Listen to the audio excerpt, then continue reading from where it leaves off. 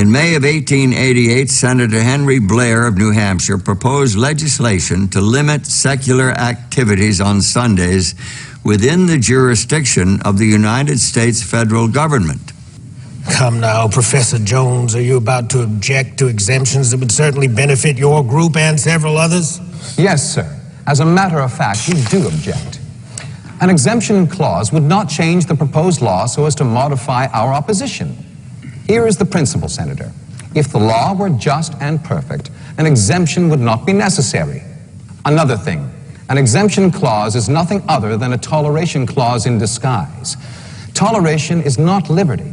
It is merely a form of condescension, the majority putting up with the opinions and convictions of the minority. Our Constitution guarantees not tolerance, but rights, and we claim those rights as American citizens.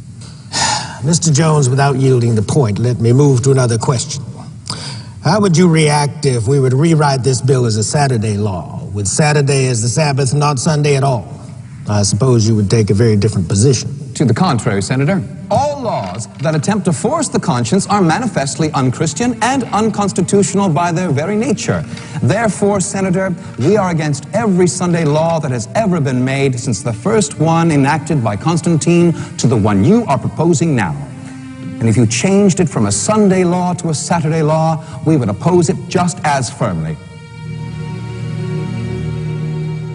I love the Ten Commandments. I've tried to build my life on the Ten Commandments. But what does it mean to truly live out those 10 commandments? The Apostle Paul wrote in Romans 13, the commandments, you shall not commit adultery, you shall not murder, you shall not steal, you shall not covet, and whatever other command there may be are summed up in this one command. Love your neighbor as yourself. Love does no harm to a neighbor.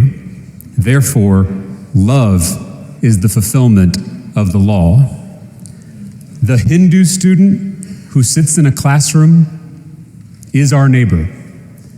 The Buddhist student who sits in a classroom is our neighbor. The Sikh student who sits in a classroom is our neighbor. The atheist student who sits in a classroom is our neighbor.